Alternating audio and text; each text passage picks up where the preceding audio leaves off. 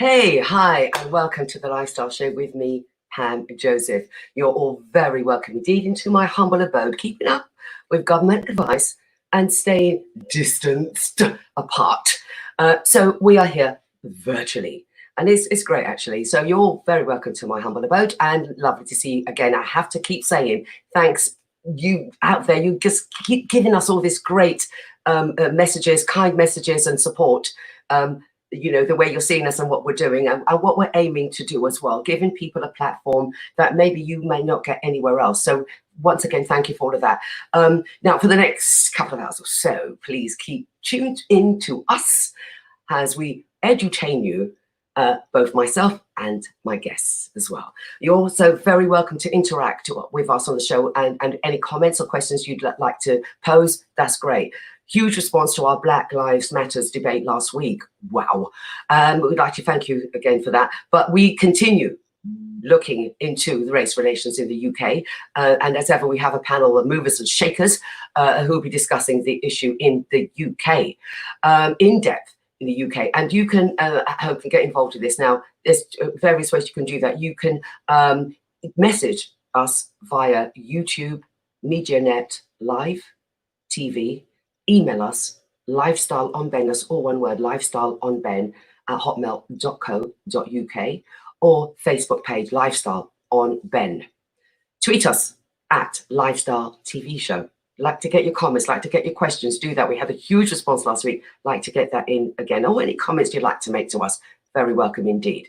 Okay, now before I bring in my co-conspirator, Anthony Jordan, I'd like to make this appeal for witnesses to a horrific murder of two sisters in northwest London at the weekend, in fact, June the 6th. So basically, 46-year-old Bieber Henry and her half-sister, Nicole Smallman, 27, were found dead in Friant Country Park in Kingsbury on Sunday, the 7th of June. They were found on Sunday, the 7th of June. Basically, what had happened is that both sisters attended a birthday gathering for Bieber, celebrating her 46th birthday.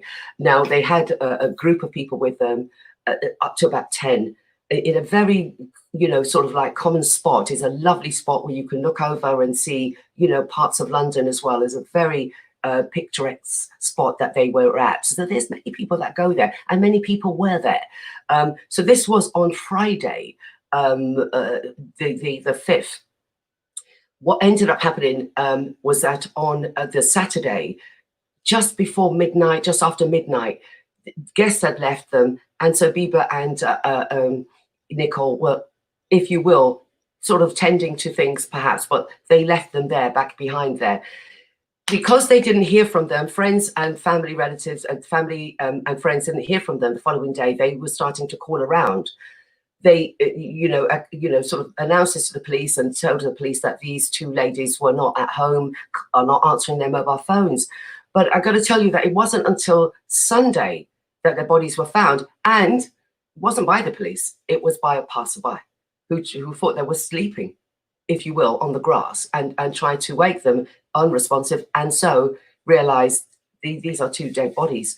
And that's when the police were in. I don't know, and I know the question is out here, between Saturday when they were, reported to be missing, and Sunday when the police were still not down in Friant Park, what happened there? Yeah, so I don't know about that, but we need to get people on this. Anyone who was around the Friant Park, is this Kingsbury? Everyone keeps calling it Wembley. It's not. It's Kingsbury. Yeah, Northwest 9. Anyone who was around the area between the Friday the 5th and also the Sunday, so straight through Friday, Saturday and Sunday, were you around there? Did you see them? Did you see any confrontations? The police have said COD, cause of death, multiple stab wounds. They've stabbed to death multiple times. Yeah. They have found the weapon. They had blood that did not belong to the sisters. So it's a third party, if you will. And so they're saying that it's just one perpetrator, and they don't believe that the perpetrator is known to the victims. I don't know how you know that, just through blood. Where it beggars belief. I don't know, because we tried to ask the investigating officer, DCI Stephen Harding, to come on the show today. We didn't get a response from them. So I'm doing this to get everybody on this.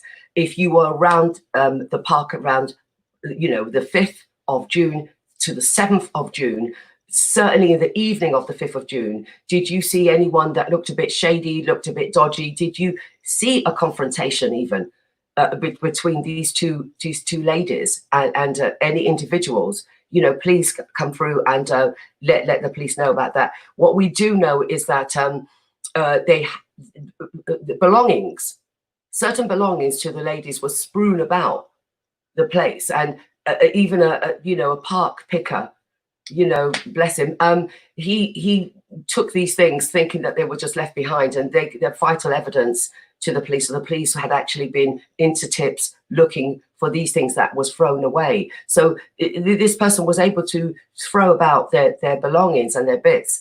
It seemed like he, you know, whoever it was had rather enough time. There is a fear, because you can call this now serial killer. So there is a fear, you know, that this person is still walking around, and the police want to emphasize one thing. If somebody came home to your home, or a friend that you know that was cut, wounded, arm, hand, whatever, bandaged, yeah, Saturday morning, or you notice this on Saturday, yeah, please come forward. Let us know this. We need to catch this killer, because he's, you know, there's someone roaming about. If it's not one, it's more, but certainly one person did the deed. Now, you can call the incident room 020-8 721 4205. 020-8 721 4205.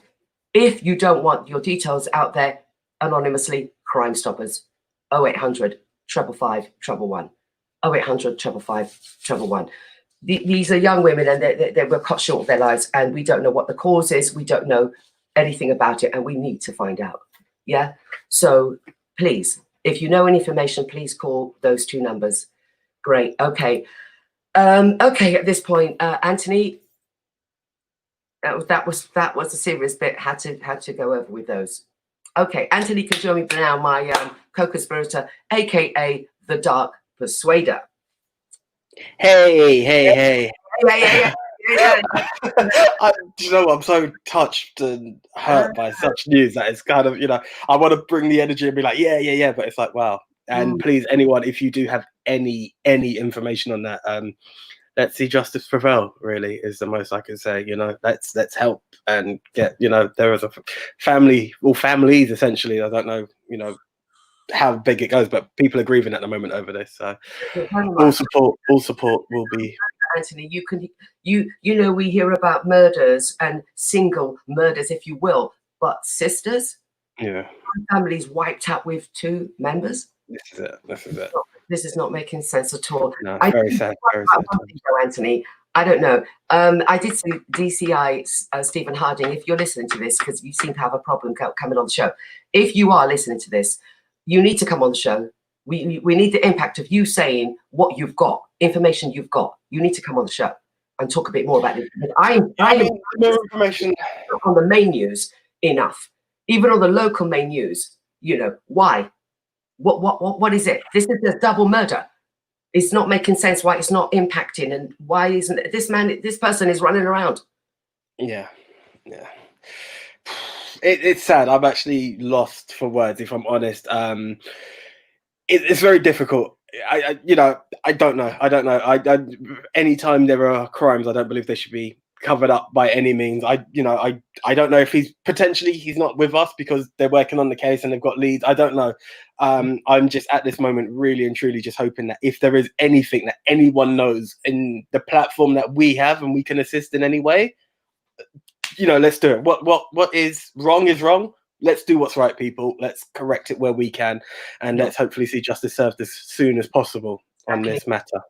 Okay, from one kind of serious thing to another, to be honest with you, it's happened already, but, you know, we're celebrating the 3rd year. Virtual memorial service had taken place at 11 a.m. this morning. Grenfell 3rd year anniversary. Now, you can still perhaps watch this on the channels: YouTube, Humanity for Grenfell 3rd anniversary; Facebook, Humanity for Grenfell. Wow, 3 years. 3 years has passed. Anthony, I can't even believe the time, to be honest with you. Honestly, I remember just seeing it and I was like, are we here already? I remember it like it was yesterday. Yeah. And, you know, with all the madness that is going on in what they call 2020, it's really hard to believe that I still remember being just around the corner from that the next day, you know, not even being aware because we weren't listening to the radio station, my friend and I, and someone said, oh, are you sure you'd be able to deliver? Because we were doing a delivery at the time to somewhere local. And we were like, what's happened? By the time we tuned in and, you know, we still got close and it was just heartbreaking and such tragedy. And once again, just have to put condolences out to the families who lost people whose lives were cut short due to such a horrific accident. Yeah, there's apparently at 10:30 tonight they're asking for if you've got a green light, got a green bulb, go out and get it now. But 10:30 tonight, put out a green light in your window. 10:30 p.m. Okay, brilliant, brilliant. Please, I encourage everyone to do that as well. Well, we got a bag. We got a bag of a show, but we got competition as well. That's going to be late. I've got to quickly say this. Targeted teas. Yay! Yes. On board with the lifestyle show. So, guys, if you're a fan of some nice herbal teas, this is the place to watch out. You'll get a nice, beautiful hamper being sent over to you shortly, if you get it right, that is. So, yeah, that is something to look forward to. And you will catch me later on in the entertainment corner where we will have a host of guests, Brian Art, Terrell Lewis, and Jade Marie Joseph, all delivering a bit of entertainment and a few music videos from me. But until then, see you guys later. Bye-bye. Thank you, Captain. Okay, right. What can I say about this? My first guest, oh God, pioneer, somewhat of a pioneer. He's a filmmaker, director, producer, journalist, writer, author. Oh God, I'm lost for words. Ladies and gentlemen, Mr. Terry JERVIS. Good afternoon, Pam. Good afternoon. Was that an intro or what? Did I miss anything out though? You missed out that I did your show some years ago. I think I last did your show in 2010, I think it was. Cool. That far back, yeah.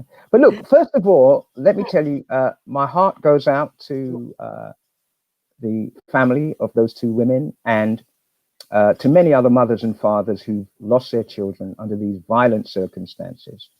And I am sure, given these times, there is strain on the police force. But like you said, we do deserve some answers which will help them in their leads to find the killer of this crime. And I think one of the things we don't talk about enough, young Black girls go missing. They talk about abuse in the home, domestic violence, and all these sorts of things. And we tend to forget that Black women should be part of this discussion as well. And when we talk about institutionalized racism or the media, well, actually, I would go as far as to say that they're complicit in all of this as well, because here you are, for the first time, I've actually seen those two women through your show. I knew they were Black, but when I watched some of the news cycle, I never saw their images. So I commend you. I commend the team at Ben.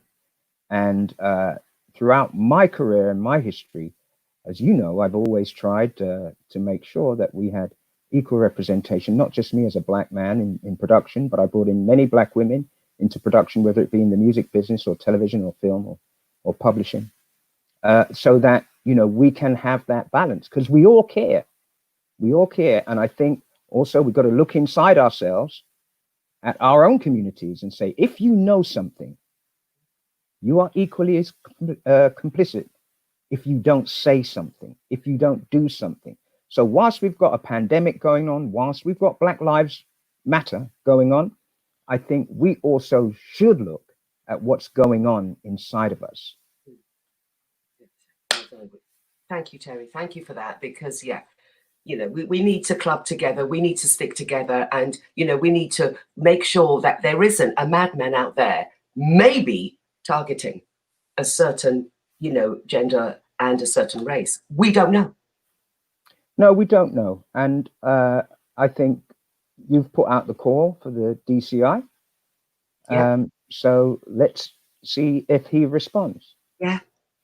We gave him several days to do that. Yes, but also remember, there is a higher authority than him.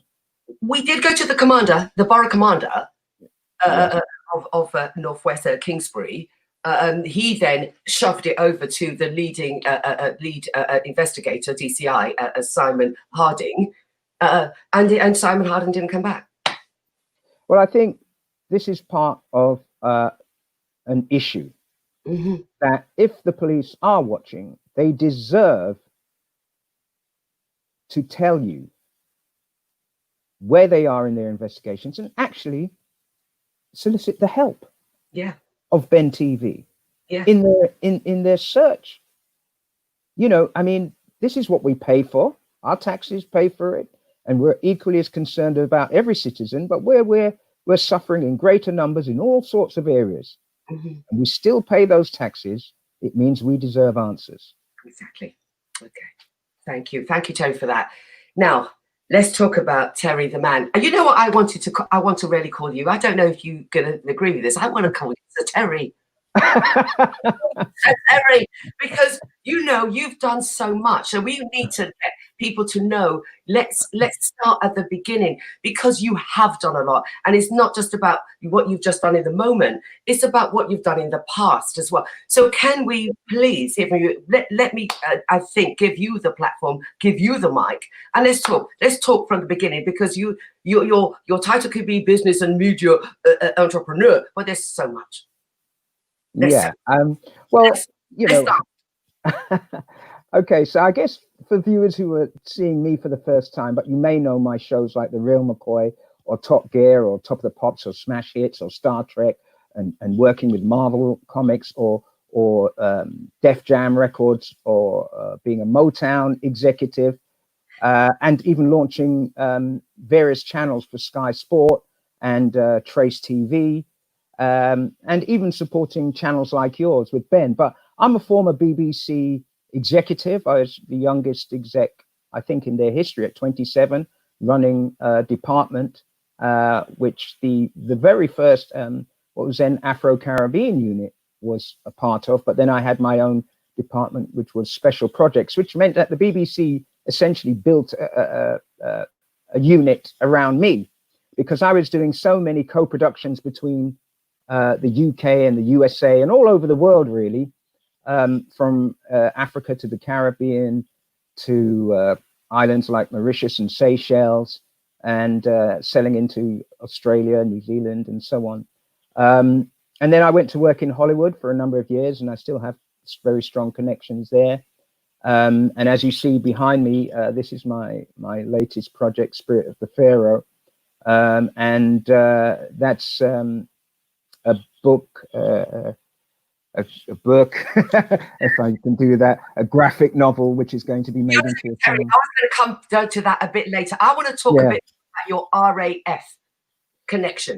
So, my RAF connection is, you know, it's funny. I was recounting something the other day when they were talking about Churchill and Churchill's statue. And Churchill said something to the effect of, never in the field of human conflict has so much been owed by so many to so few. And people forget there were pilots of the Caribbean. There were African and Caribbean people in the Navy, and certainly, you know, in the Far East, you know, in the jungles of what is now Burma and Singapore and so on. We were displaced all over the world, and people forget that Britain was an empire at that time. But anyway, I take Churchill's comments and I remember the few, because I'm in living memory. I got here to this country, although I was born here. My mother came because her first cousin, who was effectively like her brother, I kind of thought he was her brother, because, you know, when I was young, he was always there. And I remember being in the classroom, and when we were doing a project at 8 years old, and it was about World War II, because I grew up on bomb sites in the early 1960s. People forget that, you know, there were still unexploded bombs, and I grew up in a poverty-stricken area of Hackney, and I would go and play on the bomb sites, literally on bombs. And I sometimes watched them detonate. So when you talk about high risk, I think just playing was high risk for us back then. But he trained to be a pilot in the Royal Air Force. And when I said in the classroom that there were black pilots in the Royal Air Force, and I wanted to do a story about them, the teacher told me, stop talking rubbish. There were no black people involved in the war. Get outside, stand in the corridor and turn your face to the wall. And yeah, that's what I had to do for the whole afternoon. Tell me something. Going back to your parents, though, Terry, and said exactly what happened. What did your parents do? Well, my mother went to the school because, you know, my mother's a Jamaican, and that kind of Jamaican defiance, I guess, is in me. And I was doing a big broadcast, the world's biggest global broadcast. I was one of the executives on it, which was the Millennium Day broadcast, bringing in the year 2000. And after that broadcast, I saved the US, parts of the US broadcast. I won't go into the detail of that. But what I didn't realize was our satellite capability, our military satellite capability. And I got to meet a number of people from the Royal Air Force. We shared stories, and they were having a problem, a recruitment problem at the time. And I said I could solve it. And then I got recruited into the Royal Air Force. I came up with an idea, you know, that red, white and blue logo, which is that logo there. You can see this is the work I did with the red arrows. I don't know if you can see that. Wow, yeah. No. Yeah. So I basically created for the first time in its history the Royal Air Force's merchandising and program. And I actually worked with the Royal Air Force up until last year. I still very closely connected.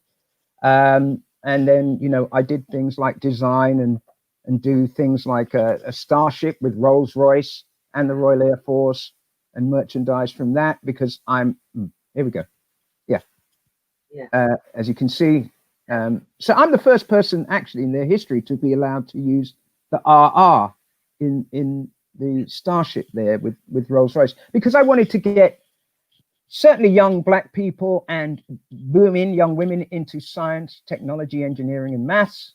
And that's definitely going to be our future if we look at the state of the planet. And also if we look at, you know, the condition we're in now, the kids studying now, their jobs for the future is going to involve something to do with technology or space. Mm-hmm. And so that's how I got involved with the Royal Air Force. Excellent.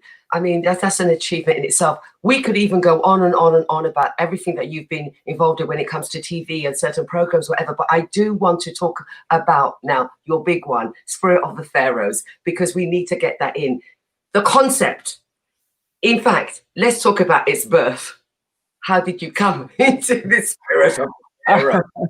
Well, in the 1980s, there was a story. I used to read a lot of history books. I mean, we've got fantastic historians like Robin Walker, who did When We Rule, and Tony Warner, who runs Black History Walks. That's in the present. But I grew up with people like Sheikh Anta Diop, Ivan van Sertima, C.L.R. James, The Destruction of Black Civilization, Chancellor Williams. And so I had a show at the time on BBC Two called Ebony. Not the magazine, but it was a magazine show.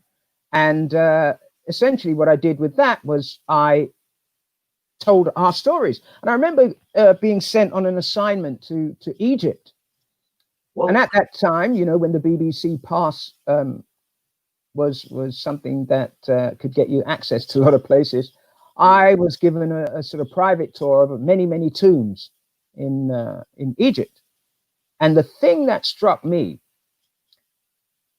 was, yes, certain colors represent certain deities, you know, gods and, you know, cultural rituals.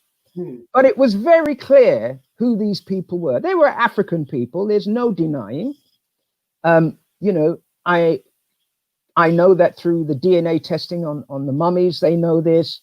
And you see, when we talk about Black Lives Matter and dealing with injustices, you know, we're not saying, for me, like I quoted Churchill, that these people were not socially relevant and regardless of what they said in their early years, and then fighting a war against fascism. And it's interesting to see that the fascists were actually peeing on the very statues they said they were there to protect. So that their methods and motives are very questionable. But yeah, I think Spirit of the Pharaoh came to me because there's, you see, when you steal a people's history, you try and steal who they are. And then you try and appropriate the history as if it was yours, and we had no history before the transatlantic slave trade, which is ridiculous. Otherwise, how would humanity have got where it is today?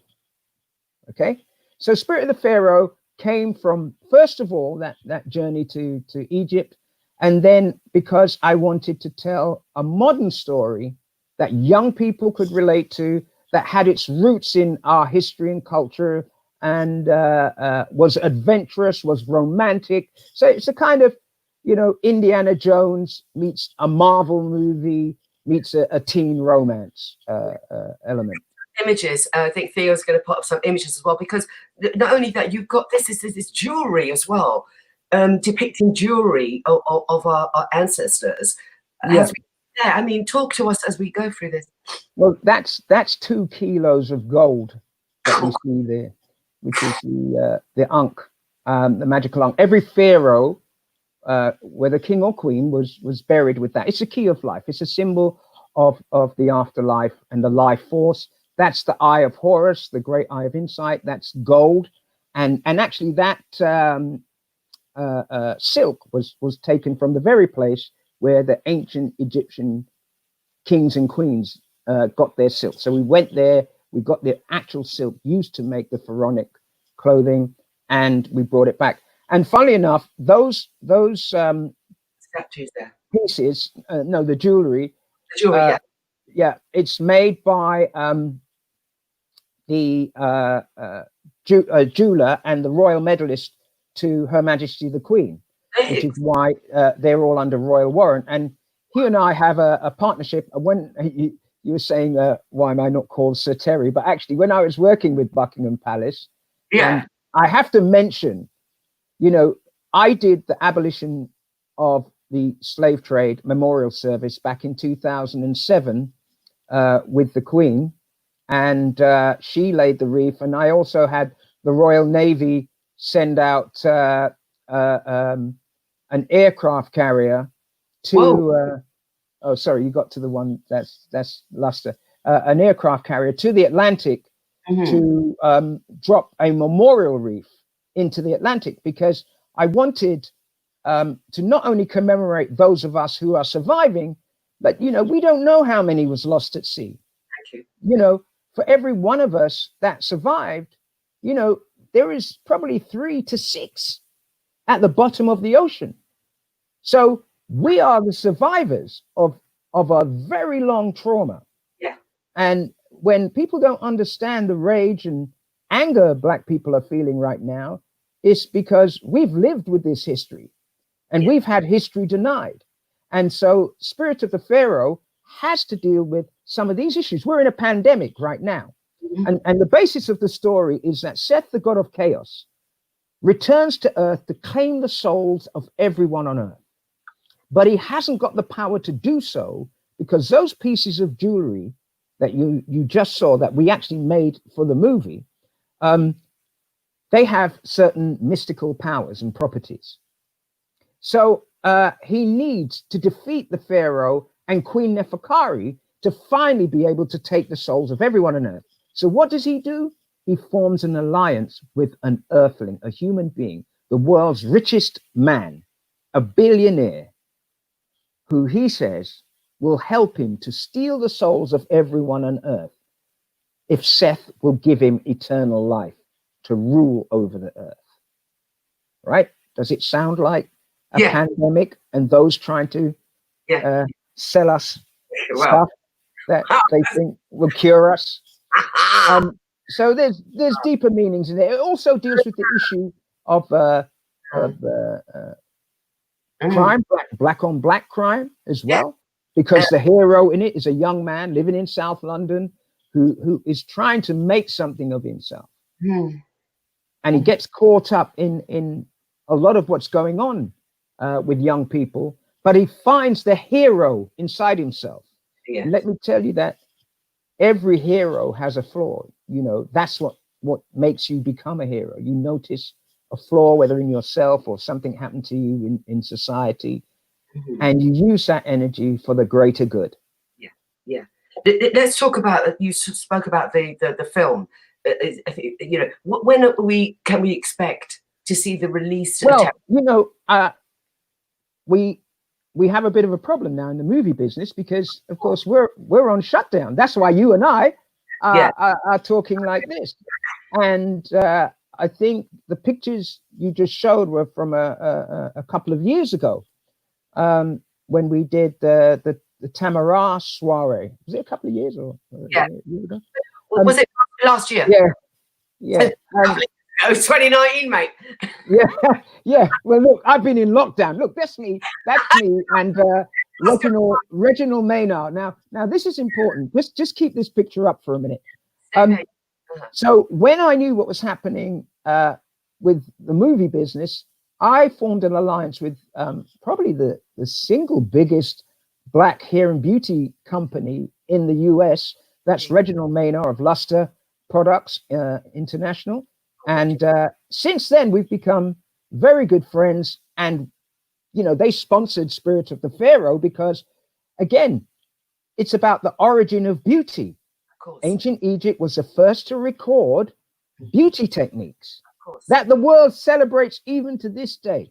That's right. So I went to a black company to say, right, yes, there are the Revlons and the Johnsons and the L'Oreals, but I wanted to make sure that we built something that we own, not to the exclusion of anyone else, because Luster's makes products for European, Mediterranean, and African hair, as well as Asian hair. Yes. They make products for everybody. Just like me, I make TV and media and radio and publishing for everybody. But it comes from my perspective, which is a different perspective on the world. And actually, with 4.2 billion people having watched my shows around the world or bought something or listened to something, it shows you that, you know what, a black man can appeal to, you know, half the world, more than half the world's population. Yeah, indeed. We saw you with that, as you say, with Reggie from Luster's. Now, he was on the show, I must tell you, a couple of weeks ago, he was bigging up your, you know, he was bigging up. And he went, well, you know what, Pam? Because I'm doing it with Luster's. Can I have a full screen, please? Give me a full screen. Let me show you, you know, something. Come on, let's see him. Look, you and I have got lockdown here. Look, my hair needs some serious cutting, right? And your hair might be able to deal with some shea coconut oil right now. All right. What are you trying to say? I don't look good. No, you look fantastic, right? Oh. But I tell you what, I've even got men's products here, right? Luster's sent me some emergency stuff, but I couldn't get to use it in time for this interview, right? So this is like 360 styling, and I got shave gel, and here we go for men. So, and they even do things for kids. I mean, a lot of women will know this bottle, pink, and pink kids, right? Yeah. And so, look, the great thing about this alliance is that I make shows for children, teenagers, and adults. And I'm with a brand in Luster that's been going for 63 years. Oh my God, Terry, I've just got to tell you, Reggie has sent a message. We are truly proud to be in association with Terry and Gem Media. Yay! Oh, right. Oh, hi, Reggie. I didn't realize you were on the line, but that's good. And he's in Chicago, so he's probably just woken up. Exactly. Imagine that. Yeah. Wow. And and look, it's a beautiful relationship because I just want to show Black people I don't need to talk to white people because, as I say, I work with the Rolls-Royces, the Airbuses, the Royal Air Force, Buckingham Palace, BBC, all the Hollywood studios, and I'm in a partnership with J.K. Rowling's manager. We're launching a new media company. Those things to me are not the issue. That's what I do for a living. Yes. What I realize that has to be done is I have to commit myself to training up more people. I have to commit myself to making sure Luster Products gets to those places in the world that I visited, like Australia and some of the islands of the Pacific region, that are crying out for this product, and for people like me with this experience in music, film, television, publishing, because their voices are not heard and they suffered the same colonial experiment that we did, right? So when we talk about Black Lives Matter, I think people have to wake up that this is now a global movement and it will grow. And it's not like we're saying we matter any more than others. Exactly.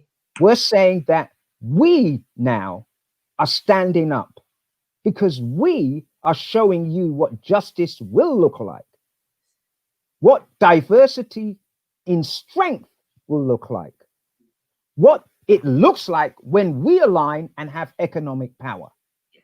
what it looks like when we make stuff that educates our children, Right. that makes it clear that when people like you stand up and say 2 people are dead and we need some answers, this is why I support what you do, and I make alliances with Luster, and I have all of those things. And trust me, I don't shy away, because everybody I deal with, in fact, you know, I was on the phone last night with one of the senior vice presidents of Rolls-Royce, another person from Airbus, my business and partner, that we're going to make jewelry under a royal warrant from the Queen that is specifically about things to do with us. Okay, and we're going to make those pieces as investment pieces. And fortunately, Luster has come on board, and we're bringing in the Tuskegee Airmen as well as the pilots of the Caribbean. I'm in living memory of all these people. I filmed with the Tuskegee Airmen. I filmed with the pilots of the Caribbean. Sadly, they've all now passed away. But this Luster and Spirit of the Pharaoh and Gem Media game plan is we want to create agents of change. Agents who are going to go and sell the product, but can be part of the movie, can make the music for it. You know, I got people as far away as Australia working on music. I've got my guy here, Scully, you know, working on music for a number of things that I'm doing, from the children's show to the fact that he did the soundtrack for my Venus and Serena Williams movie, right? Remember, I was the first person to do the movie about Venus and Serena Williams and their father. Yeah. Okay. So I try to involve people who would never get that chance, like I never got that chance. I started in this business with comic books, and then I ended up working with Marvel, Yes. and DC and Warner's. I grew up listening to Sam Cooke, and I made the first Sam Cooke documentary, of which President Obama used the song "A Change Is Gonna Come" for his presidential campaign. And I got a presidential watch signed by Obama. So I want to say to people, hope has arrived. And I'm going to be releasing a song with Patty Austin, Quincy Jones's goddaughter. And goddaughter, you hear me, Jimmy? Can I come out now?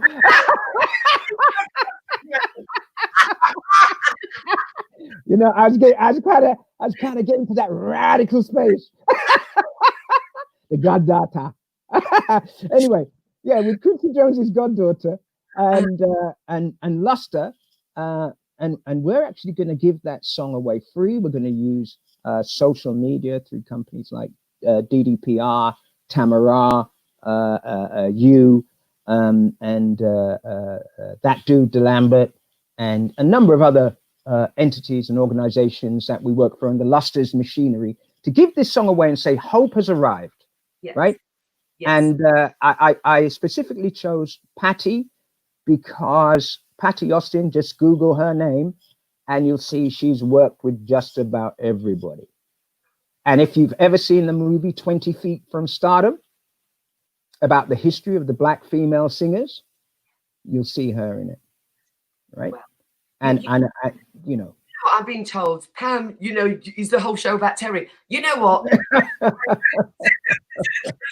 me that I could talk to you. Know I can talk to you all day. People want to hear more about you, but where can people read up about you? Give us some of your social media details. They can go to spiritofthepharaoh.com. All right, so that's www.spiritofthepharaoh.com, or they can go to jervismedia.com, or they can just Google Terry Jervis and find me in 100 Great Black Britons. Exactly, of course they could. which is great. There's another one we must celebrate, Patrick Vernon. You know, because, you know, again, you know, whilst I'm out here doing these things, we've got people like Patrick Vernon, Tony Warner, Robin Walker. This lady, good friend of mine, she's done this book about the story of black hair across the ages. And, you know, people forget, you know, black hair is not any one type. And so I just want to say to people, look, my time is short because your producer is kicking me off. I think what you're doing is fantastic. I'm glad I did this show. I want to say to all the people out there watching this show, hope has arrived. The future starts now. It's how we shape it. It doesn't just happen because you're asking, you know, a system to change. We can do it, and we can affect the system of change. We must become the agents of change. So I'll end by saying, if we're going to become the agents of change, remember how this show started with that appeal to find the murderer or murderers of those two young women. Yeah, cool. Nice one. Terry, as ever, thank you. Sir Terry. I thank you. Stay safe, and we'll catch up. Sam. We'll catch up. Take care. Bye-bye. Okay, wow, I could talk to Terry all day long. You know this. He's a great pioneer. So many things that's going to be coming up as well. Big and huge things. Spirit of the Pharaoh, great thing. Google him. You know, get on his website. Look more about him. We just was running. So I'll be back after this.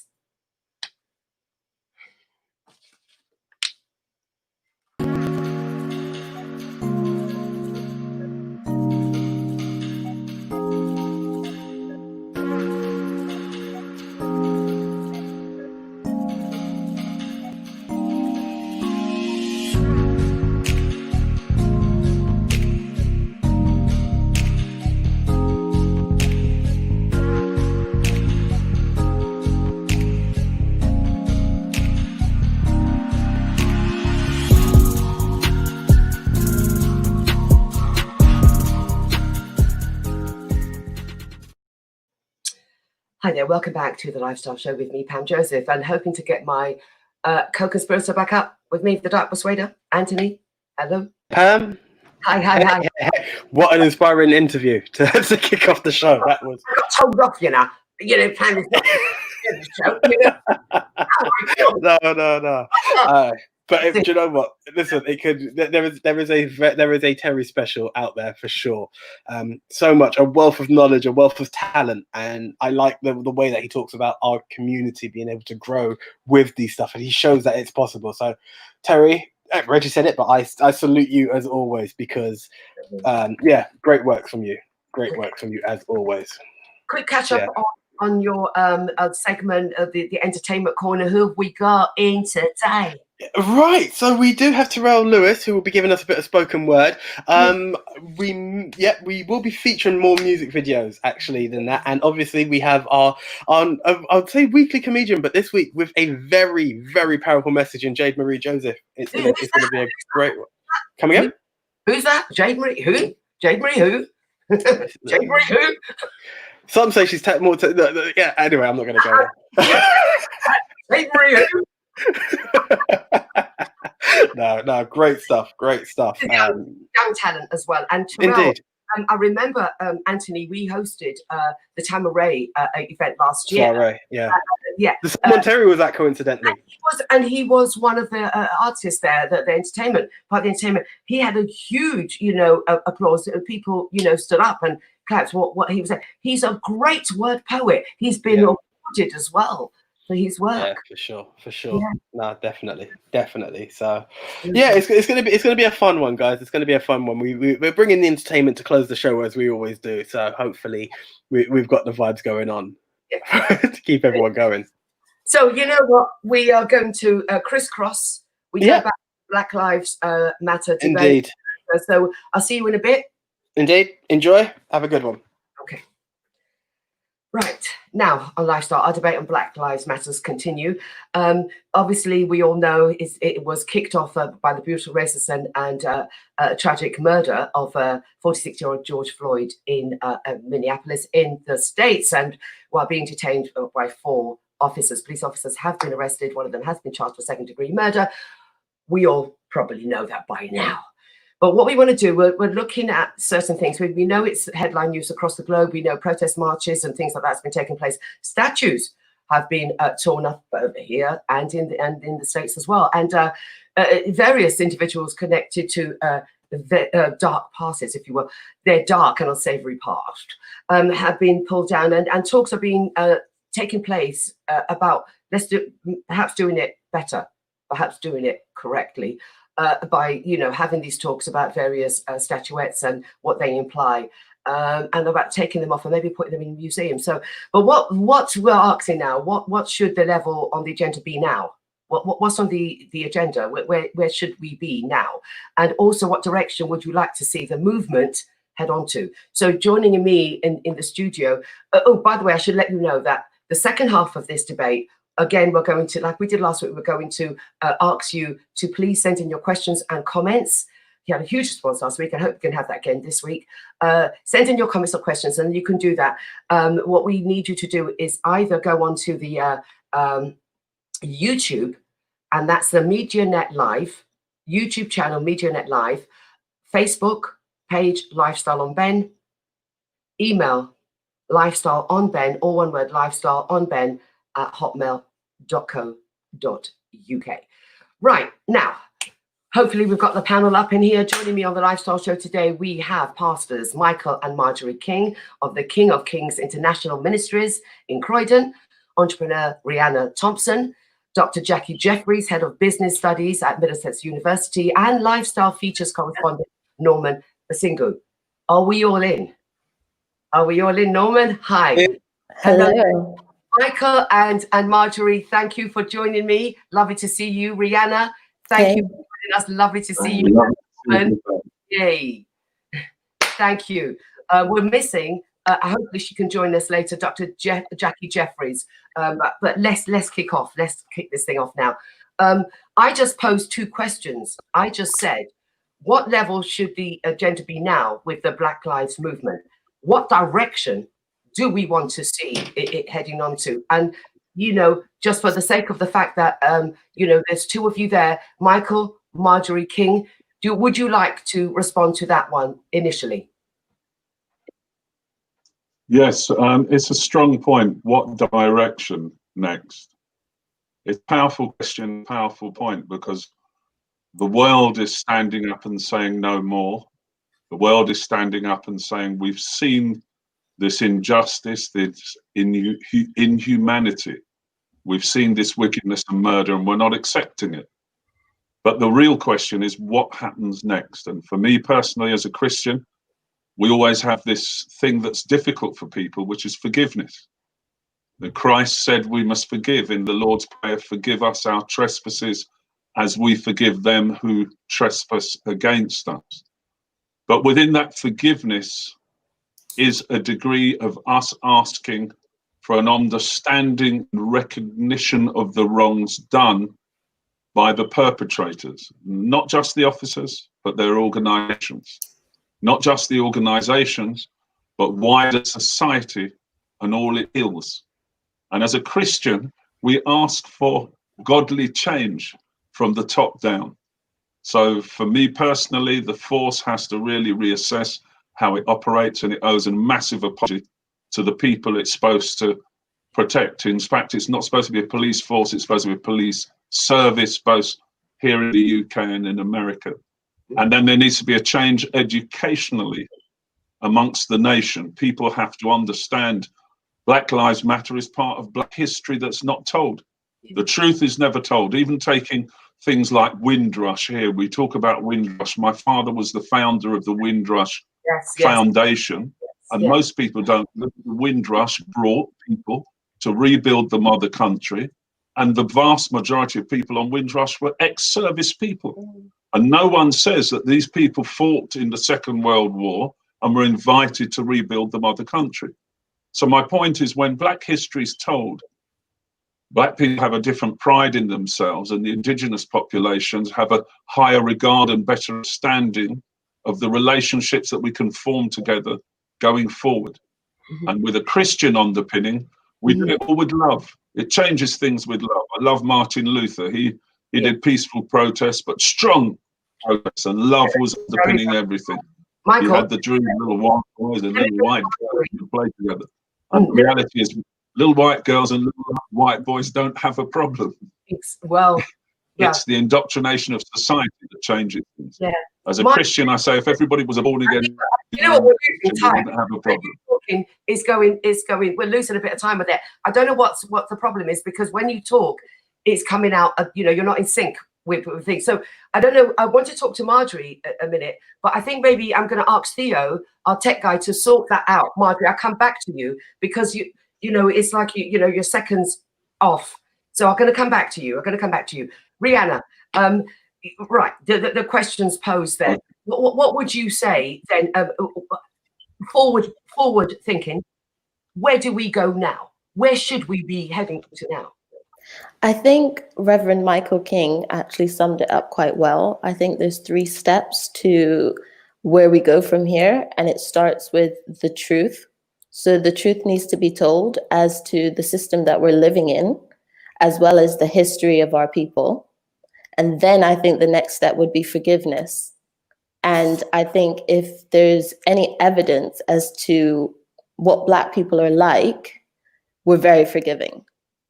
They are protesting or rioting in central London because they want to protect statues. Whereas when you go to Egypt, all the pharaohs are missing their nose and no one wants to address it. So in my opinion, you can see how we as a people react to the defacement of our statues, and you can see how they react. They're violently attacking police officers because the protesters haven't shown up in the mass, so to speak, for the Black Lives Matter movement. And then also, so sorry to hear about those 2 women in the park, but you can see why people would want to stay home and protect their children and stop them from going out and protesting on Saturday, because that is the level that they're allowed to behave at. And the Equality Act of the UK is not even being enforced at this point. Like, their behavior is illegal in its essence, and no one's addressing it. None of the politicians are addressing it. The truth of our history needs to be addressed. There's so many pieces missing from the African timeline before slavery. We all know it was the greatest empire. We all know that they stole civilization and then called us monkeys. We all know that Mansa Musa was one of the richest men, or is still the richest man known in the history of the world. And what he did was, on his pilgrimage, he gave away gold. And he was being generous, but what they saw was an opportunity to come into Africa and reap that for themselves. So the truth needs to be told about our history, which is so vast and so complicated that the entire education system needs to be rewritten. Of course. I have an entirely different issue with the schooling system, sorry, not the education system. I'll tell you the truth, though, because we spoke about this last week as well, Rianna, with the members that we had on the panel last week. We keep talking about this. We need to, it's great to have a Black History Month, but we need to roll on with Black history per se on the curriculum. So at this point, I'm going to bring in Norman. Norman, you've been going about, features correspondent Norman Busigu, you've been going around, you've been talking to people, you've been talking to mothers, you've been talking to people that have been on these marches. When it comes to, Black history, when it comes to the educational system in this country, how much people are really pushing for this, and what are they asking for? How are they going to do? How are we going to change it? What are we going to? That's a very fair question, Pam. And first of all, I'd like to agree with the other comments raised about changes that need to be made with the education system and what's going on. There are two things that I think we need to really think about as far as the future. One of them is really looking to the law, because a large part of the protests are calling for widespread systemic change to help overcome the racial injustice, to prevent these instances happening again and again and again. Because it's almost like being in a time loop. Like we had, just to name some examples, Eric Garner in 2014, Alton Sterling in 2016, and Stephon Clark in 2018. So it's doesn't it? So yeah, so with regards to where we need to go, I think it's two things. One, really looking to the law, and secondly, really utilizing the power of social media and youth in orchestrating this change. And that's what we've been seeing. So with regards to my first point about looking at the law, Eric Garner passed away on the 25th of May, and it's not even been a month yet. But from that time, we've seen a great amount of legal change that's taking place in America. And I want to list a few things, because I think this is the direction that we need to go in, insofar as combating the systemic issues that are at play. And I think this trend has to continue. So to list a few, for example, the Democratic leaders in State Assembly of the Senate have reached an agreement on 10 bills related to police conduct, including a ban on police chokeholds. So hopefully that'll prevent that instance of what we saw all in the viral video happening again. And I think that's a very important step. It's a deterrent. It's something that's illegal now. It's something that if you do that, you'll be terminated. There might be further legal repercussions. So that's a very important step that has to take place. In New York, the New York City Council leaders have declared their intention to slash $1 billion in annual police funding and aims to reroute it to youth social programs.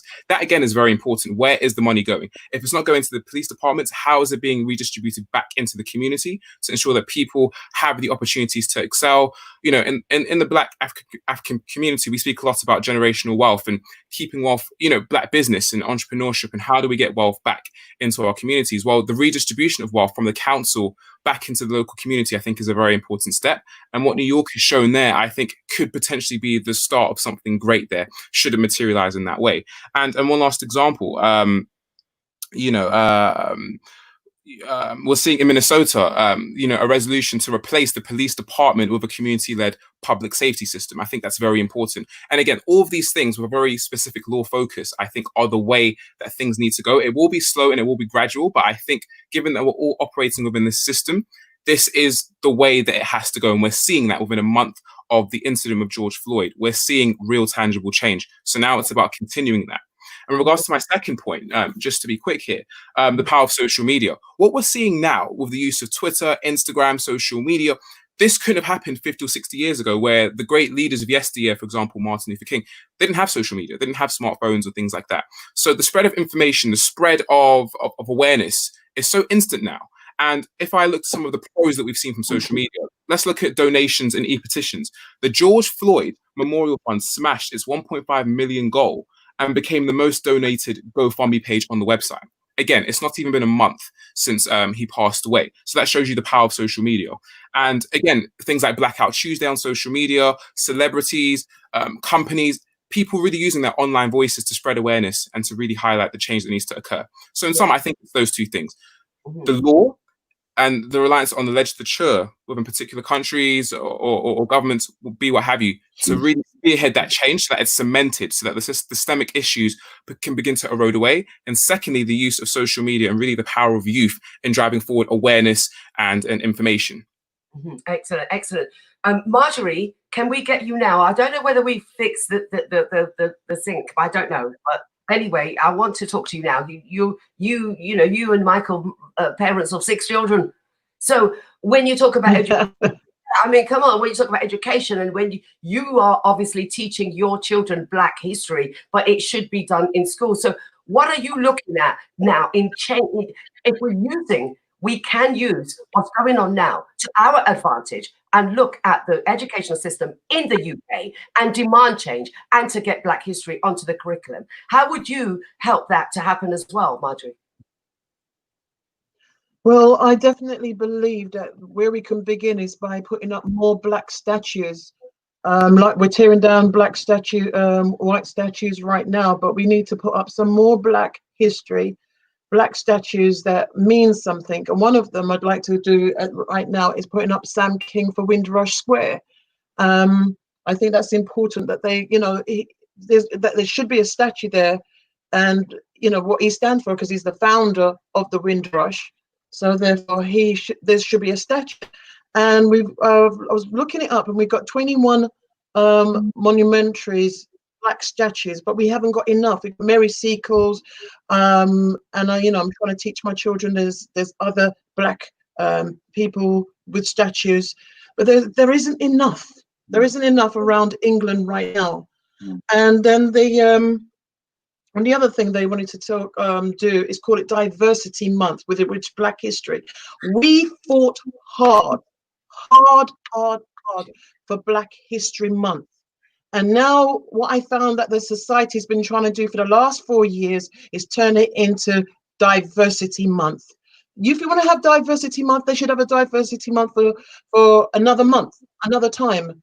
But we Black people, there's people died, they sweat for Black history. And we need to keep Black History Month and celebrate that we people have died for us, died for the cause. I've had to go to a few schools and had to speak to a few schools and say to them, look, there's no way you're going to call it Diversity Month when and that the children don't even know Black history. Exactly. Diversity Month should be another time, another place, another month, but not Black History Month. Yeah, not Black. We had about 20 teachers and 2 Black women. I protested outside the school and gave out leaflets and everything, all parents to turn up, and they didn't turn up. But me and 2 other parents, we put a stop to it at the school. Can you hear me? Yeah. Can you all hear me? I can. Okay. We put a stop to that. We put a stop to the schools anyway, and it was an achievement. Even though it took 2 of us, it was a massive achievement, because they didn't turn it into Diversity Month, and the children can know that there is a Black history. But when it comes to Black History Month, they do very little in the schools, very, very little on the subject. And that's why you don't have the children now not knowing their identity. The other my children's generation do not have an identity of Black history.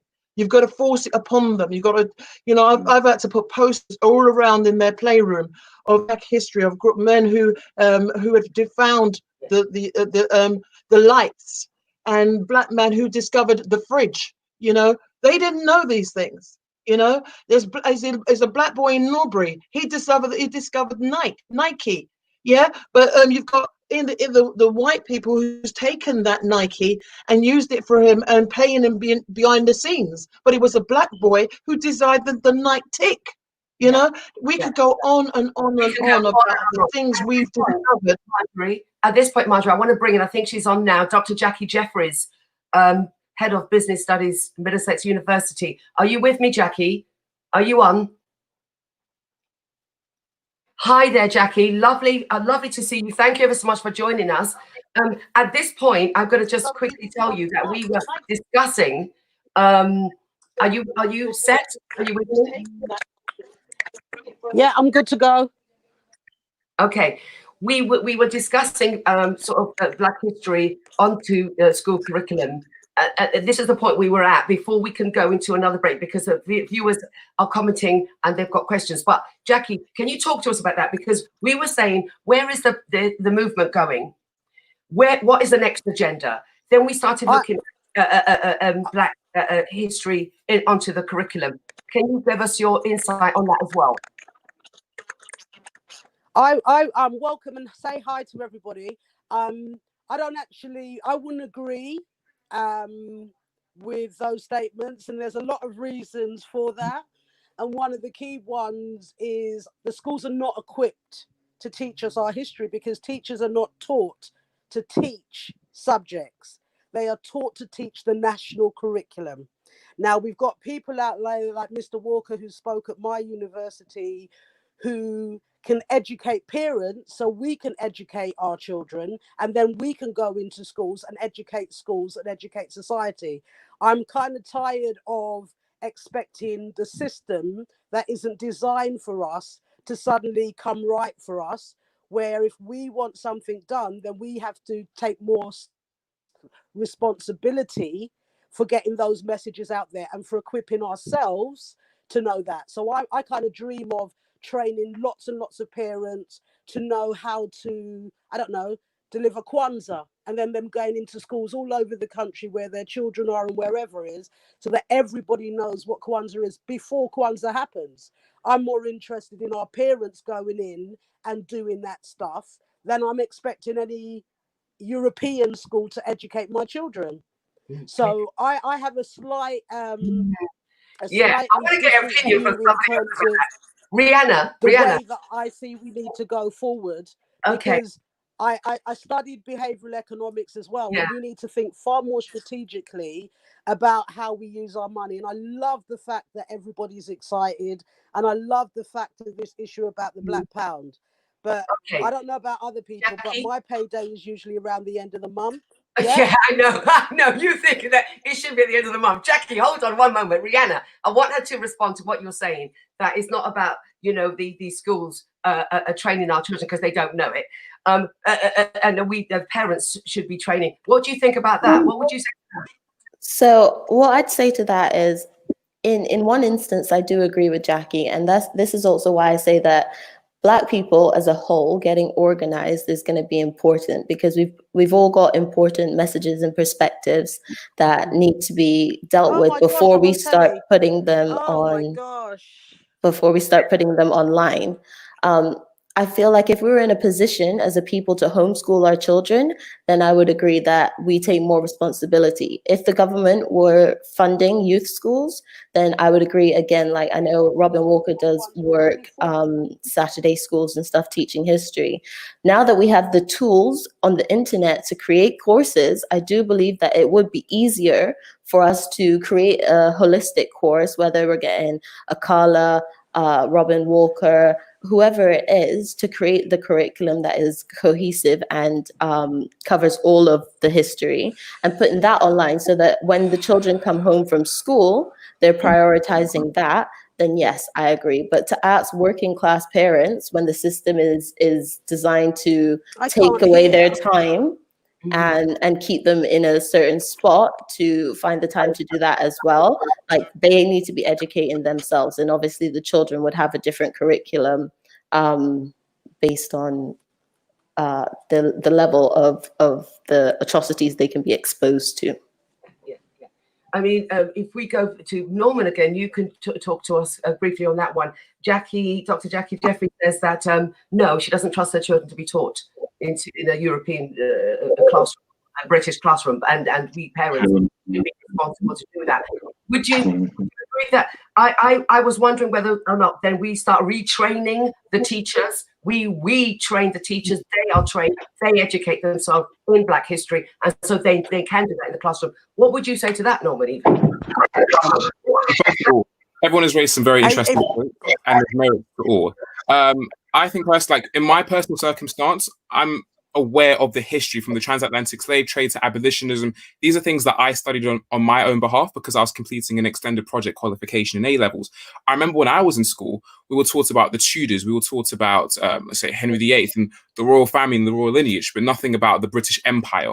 And it's, there's interesting points raised here because on the one hand, as it was said, it's difficult to try and rework the entire curriculum. And I think even though it would be ideal, I think if we look at the current climate we're in right now, especially with COVID in the midst of a pandemic, a forecasted recession to hit the country, will we be in a position to actually implement those changes? Ideally, that would be great. But if we look at practicalities, will it be able to have that kind of wide scale change? It might be quite difficult. So in lieu of that, if we can't, then it turns back to the alternative. So let's say having online courses and having alternatives in place. Yeah. But it's a very difficult one because we're in very unprecedented times, and pushing change as widespread as this, where you're adapting the curriculum, because personally, I would love to see it. I think it's very important that people here understand what the British Empire did and how it colonized most of the world and the part that it played. Let's say with the scramble of Africa, for example, in the 1900s, how it carved up Africa, set up protectorates and colonies, and what it did, both pros and cons. But I think moving forward, it might be quite challenging in this COVID climate. So we have to look at alternatives like e-resources and it's difficult because where does the onus lie? Does it lie on the state or on the individual to equip themselves with the knowledge? I taught myself, but it comes down to, is it onus on the state versus the individual? And that I can't answer at this stage because I'm not entirely sure. Okay. At this point, Norman, and to the rest of you guys, please stay where you are. We have to take this little break now. We have told viewers to send in their questions, to give us their comments. And at this point, we're going to get some of their questions and comments come out. As we just do a little bit of a briefing here, we just stop for a few seconds and we're going to come back.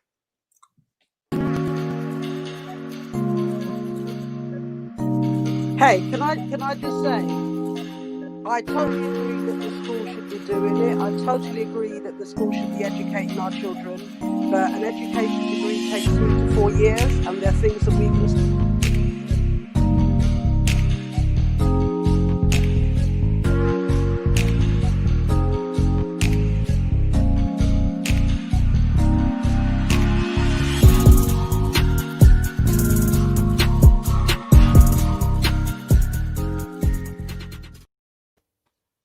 Okay, welcome back.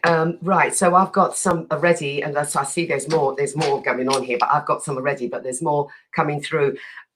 Jackie, I know you wanted to just quickly say something. You wanted just to quickly respond. Jackie, very quickly about the schools. Can she hear me? Jackie? She's on mute. Oh, good dear. Jackie, come off your mute. Come off your mute, darling. Okay. All right. I'm off mute. What did you say now? Yay! Okay. I know you just wanted to say something very quickly about the schools and the Black history being put on the curriculum. You had something else to come up with. What were you saying? I think we was in that little bit of a break, and I heard you discussing that. What did you want to say? Right, okay, so a bit about the education. I totally agree that the school should be teaching our children, but a degree takes 4 years to get. In that 4 years, another child, another person dies, another issue takes place. So what I'm suggesting is that we take responsibility for educating our children until the system is caught up. Because my daughter turned 20 this year, and I remember having these conversations when she began school at the age of 5. We're still having the conversations. My oldest child is 30. She's still having those conversations. So all I'm suggesting is that we, in the interim, while these people get their act together, that the way that we force them to get their act together is that we act in a strategic way, and that we take more time and energy to look after ourselves rather than expecting other people do, because they'll never look after you better than you look after yourself. Yeah. And then where you really want to hit them, if I get to play, is I love this idea of the Black Pound and this idea of our have no impact, people are going to lose interest and they win again. So I'm looking at us thinking about things strategically. So we are the first people. Terry was on and explained the issue about the pharaohs. There's no doubt in history or in fact that we are the first people. So why don't we claim the first of the month? Why don't the first of the month we do our big focus every single month? Now, if you imagine, I get paid at the end of the month, and there's loads of people that get paid at the end of the month. Imagine it, instead of running to Tesco's and Sainsbury's and Waitrose, we went to our shops and we spent our money. If they don't have the products, we educate our shoppers, our people. So usually I would buy this, and it would cost me this. That gives them a month as business people to get products on their shelves that their customers are going to want. Now, this is not only about Black people, because as Terry was saying, Lustra produces products for everybody, but anybody who cares. If we use our money on the best day when they're used to making the most of us, because remember, we do our big shop, we go and buy our clothes, we go and do this, we go and do that, all on payday. Imagine if that was all going into one pot instead of theirs. Every single month. But we do know that they're saying that change the behavior of everybody. Jackie, they're saying the blackout, they want it to start from the 15th of June to the 21st of June. And what they are saying is that please do spend your money in a Black-owned outlet. for that particular week. I But just we want don't own the means. Listen, exactly. But Jackie, let me I'm go kind on of this. tired of playing. Exactly, Yeah. Jackie. I need to talk, get these out now, because these people are calling and they're sending me their things. Hendon, in Hendon, Ian comments, we not only want to see a change in our judicial and political system, we want to see equality across the spectrum. And he's saying schools, housing, health services, sports, music, and proper representation in the media. That last bit I'd like to talk about. Proper representation in the media. How many times has it gone so drastically wrong with how we are represented, and how when the news comes out, how it's twisted? So can I just first of all ask Rianna to respond on that? Yes, I think. Let me give you an example. The under the law, under stop and search Jackie, rules, there are committees. Rianna is responding. Let Rianna respond. Go on, Rianna. I was saying at the core of a lot of the issues that Black people face, there's capitalism. Now, unfortunately, the capitalists also control the media, which is why we have this reoccurring issue of Blacks being misrepresented. So it was really interesting listening to you talk to Terry. But like I said, we need to organize all of the people that we have that are representing us correctly in the media, put them together and get them on platforms like your own, because the internet has changed the game. So whilst they can control the media and they can twist the stories, now because we have such a mass following as a diaspora, we can actually get the truth out. And if we do it in a systematic way, and we have a network that is sharing to larger platforms and people are reposting that and keep the conversation going the same way that it's going now, I do think that we'll be able to change that. But as far as the larger corporations, it's going to be very difficult to get them to actually change their tune, because the people who pay them benefit from us being in the position that we're in. Yeah. Norman, can I bring you in at this point? Because we've seen quite big, that huge that's happened just this week alone. Thursday, I should say, a presenter on LBC by the name of Nigel Farage. He was ousted.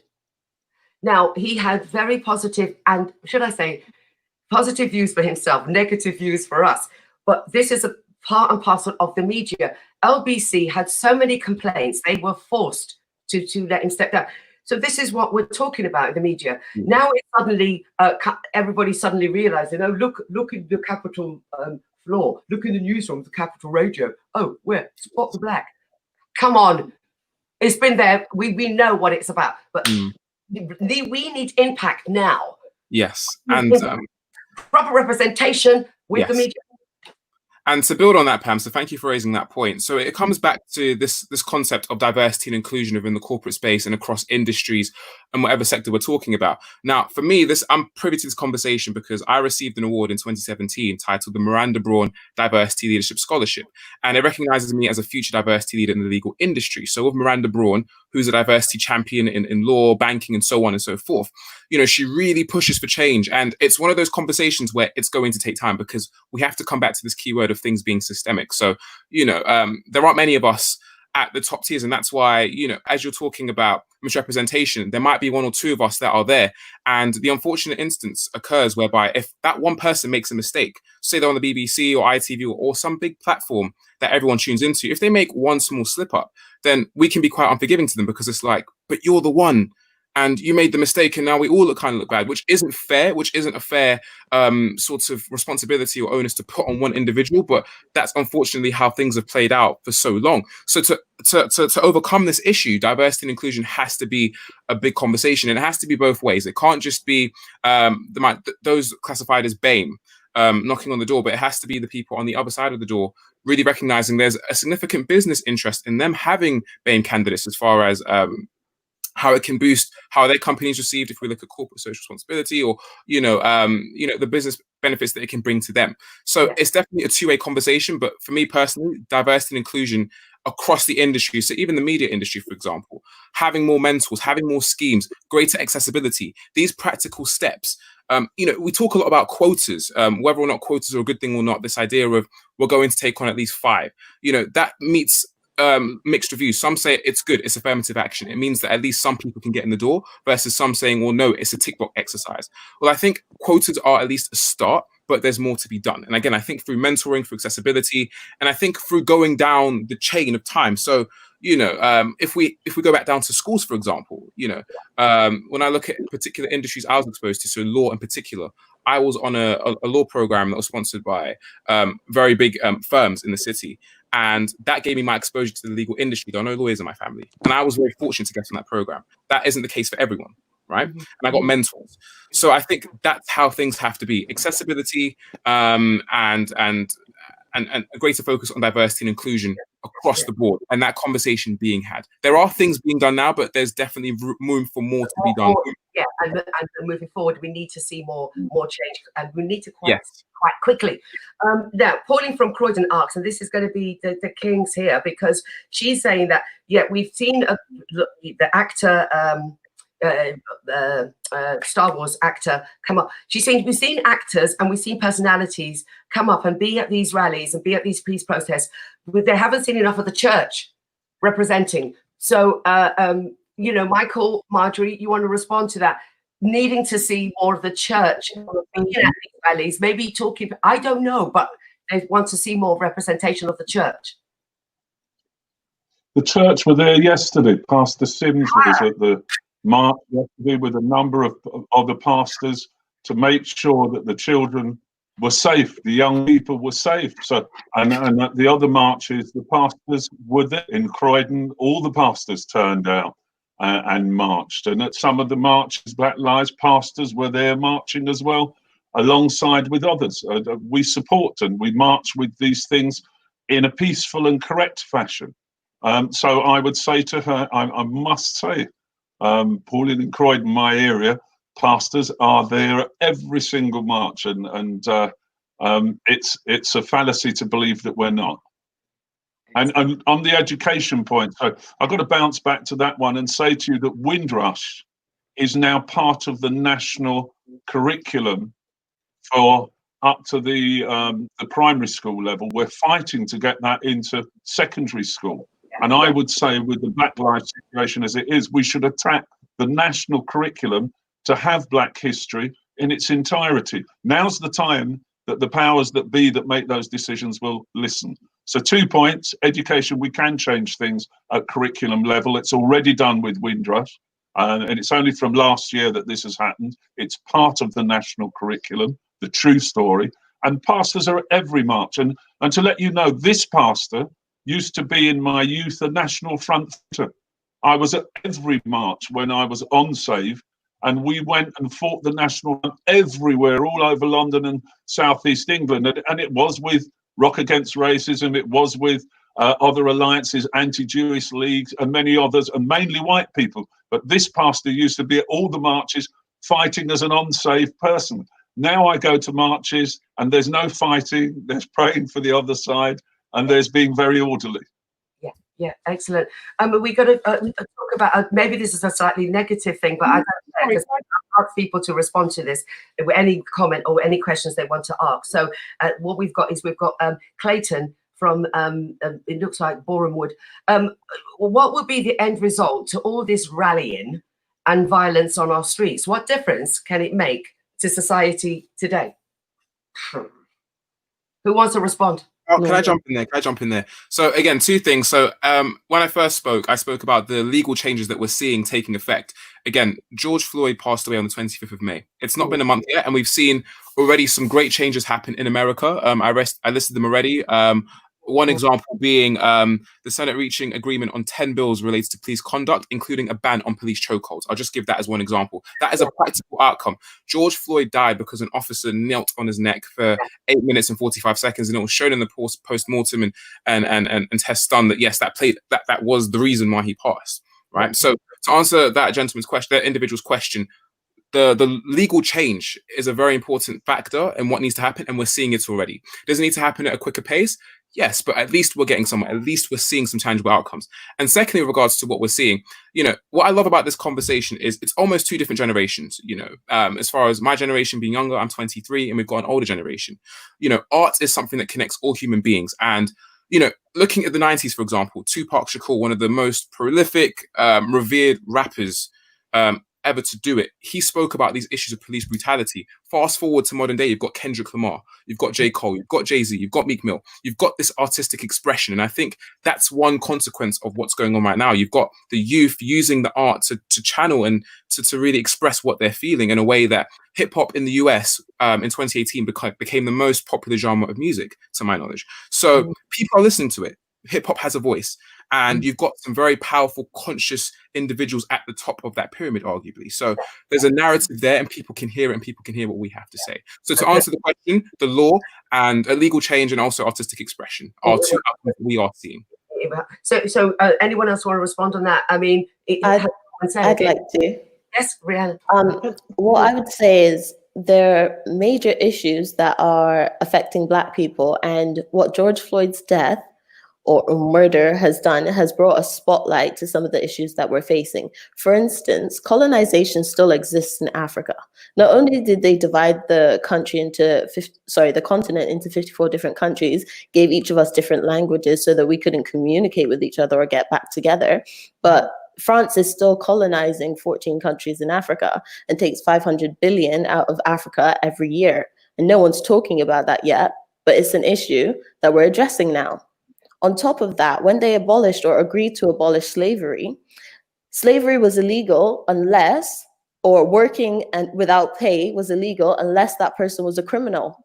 And once they abolished slavery, all of a sudden you see the number of Black people being put in prison skyrocket. These things are not mutually exclusive, and the entire system needs to be broken down, but we're just starting very small. So what the protests are doing is bringing a spotlight to the very real issues. And what I don't think people realize is that before they enslaved Black people, they enslaved white people. It's just that they couldn't deal with the heat in the Caribbean, so they then ended up getting a race that was indestructible, for lack of a better term. So don't think for a moment that if all Black people disappeared tomorrow, the people that were rioting in central London wouldn't be in the exact same position working for capitalist means. Yeah, excellent. Michael, Marjorie, do you want to respond to that? Yeah, I just wanted to add that today, for the lady in Croydon, that they are marching right now in Croydon at Queen's Garden, Croydon, and they're doing it with the local community, with the mayor. So they'll have Roger Samuels as a singer, the voice of UK, and the politicians, and all of the churches are marching today, right now, in Croydon. And the person's question was, what changes? Yeah, what is all this rioting? The protest march. Riotous behaviour. The point is, most of it's peaceful, and it's changed the world. The world is now focusing on racial injustice and injustice in general, but with a great focus on injustice against Black people. So the world is changing. And this person asked, what change is there? There's phenomenal change. The powers that be sit up and listen. My sister-in-law is in a phenomenal youth club that is mainly Black children going to. It's a new concept. It's mainly Black workers, and all the heads are white. And she was asking a meeting last week, what change can be there? And she said the change can be that in the senior management roles, we have Black faces. We've got them as workers, we've got them as members, we haven't got them in senior management roles. And senior management had to turn around and say, in that case, we're promoting people right now to senior management. This is a time for change at top level. And the person asked what change there is. The world has heard a cry, and there's a change. And as a Christian, I believe it's God's hand turning setbacks and evil things into leaps forward. This is going to be a leap forward for the world. And the world will change to be a better place, a fairer place, a more equal place, egalitarian place, a more Christian and loving place because of the marches that have happened. And may they continue. May they continue. I think, out of it, Jackie? Black people are more joining together than ever before. Before they were divided. Now we're all coming closer together. We're communicating together, and we're not fighting as much as we used to. Okay, Jackie, can we get Jackie in? Jackie? Okay. Jennifer Miller also says the conversations are taking place in the workplace as we speak. So, you know, things are happening. So Clayton, things are happening. Sometimes it takes a little bit of time, but you know what? We got to keep going on with it. Jackie, are you with me? She's there, but we can't get. We got to move on. So, okay. You know, when we talk about what Clayton is saying, and last week somebody posed the question. They said, look, we've had these race riots. We had it in Tottenham 2011. We had this, you know, for the murder of that, you know, our black brothers.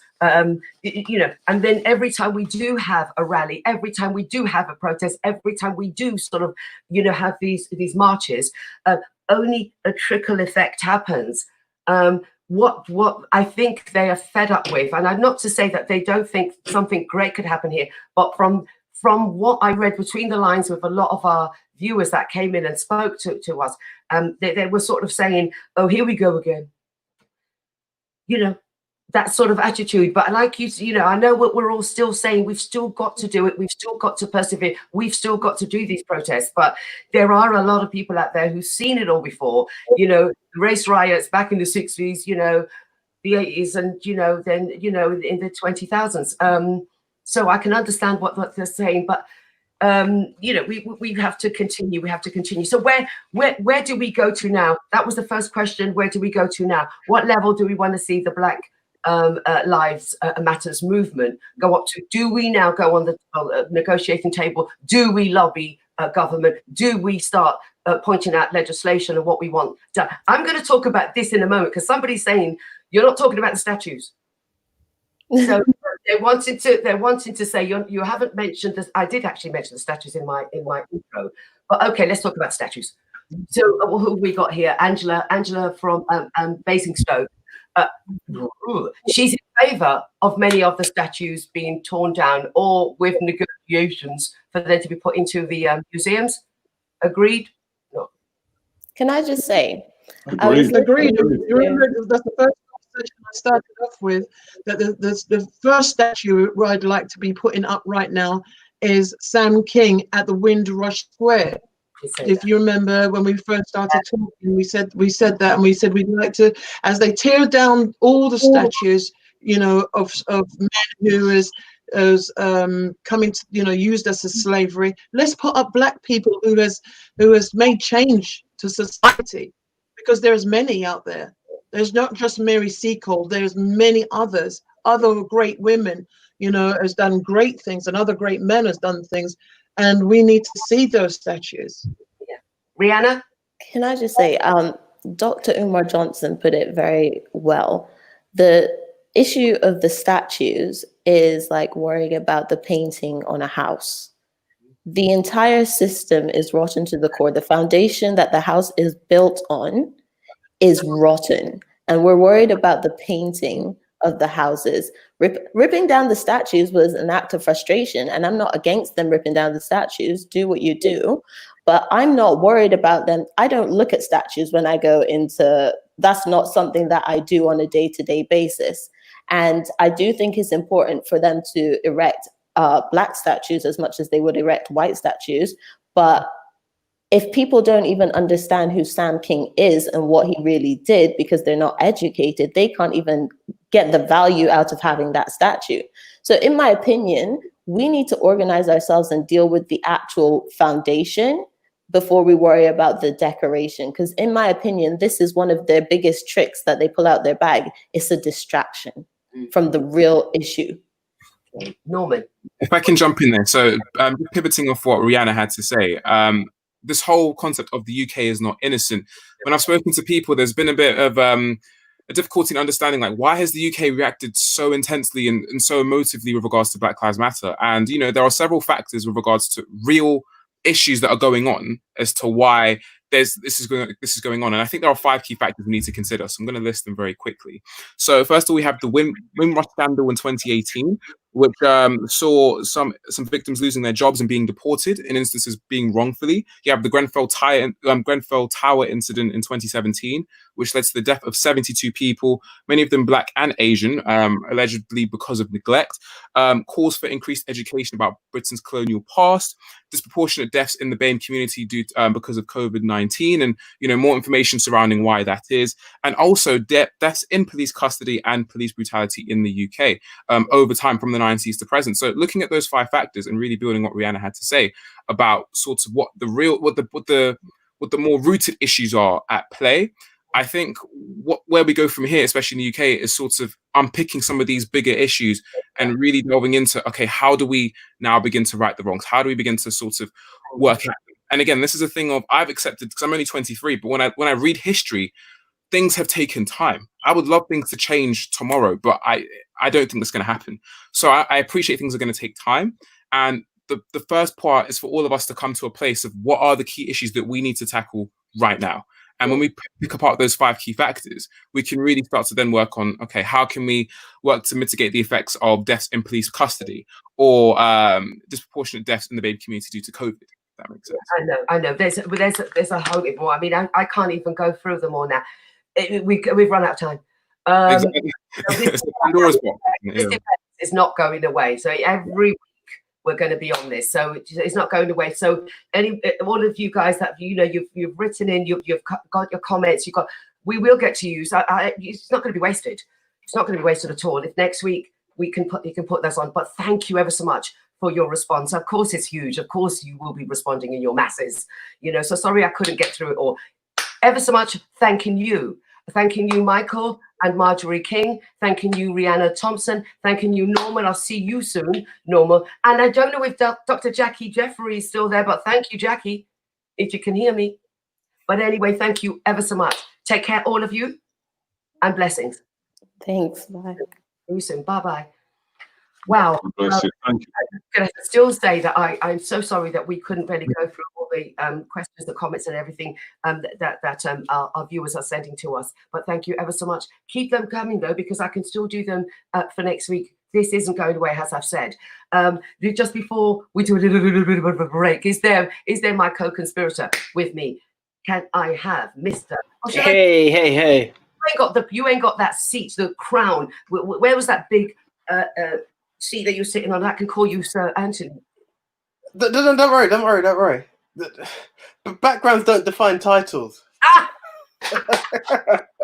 Okay, don't worry about me. No, I'm a mover and shaker in the world of travel. I'm keeping the world there, so I'm between places, between weeks. So sometimes you'll recognize this background, other times I'm more regal. But no, it's a crown. It's all there. It's all there. And I did, Anthony, what we said earlier on the show, we hope people have been listening. I think it might go more to your side of it in the entertainment corner. Really listen out here, because we've got that gorgeous hamper. Indeed we do. And it's up for grabs. It's not for us. It's not for we can't win this. But it's there for one lucky winner, and I believe you'll be announced next week. So we'll put the question out there, and you have a chance to win there. So do keep tuned for a little boost of the immune system in these current times, a boost to lighten your day in these trying times that we've had. Yeah. This one's for you, for sure. Yeah. Excellent. So you're coming up with, we need those vibes going on. We need the, musical feel-good factor and entertainment gossip, and just to hear some words of inspiration as well. And Indeed. You, Tessa Webb, we can't stop. Well said, Pam. We can't stop. We've got to keep going on. Basically, we've got to keep protesting. That's what she said. Tessa Webb has said, we've got to keep protesting. We've got to keep doing it. We can't stop now. All right. That's the one. That is the one, indeed. So thank you, guys. And guys, again, just keep commenting and we will interact as much as we can. It is busy, but if you're there, we will acknowledge you as much as we can. So, yeah, we'll off to a break and we'll talk soon. So, Anthony. You're welcome. You're welcome.